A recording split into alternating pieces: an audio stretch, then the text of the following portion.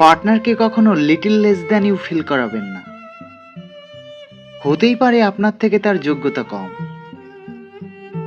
তাই বলে সে আপনার কম্পিটিটর না, আপনিও তার কম্পিটিটর না। জগতের সবার যোগ্যতা সমান হবে না। পার্টনার মানেই 2 একে 1। আপনিই সে, সেই আপনি। দুজনে একসাথে গ্রো করবেন,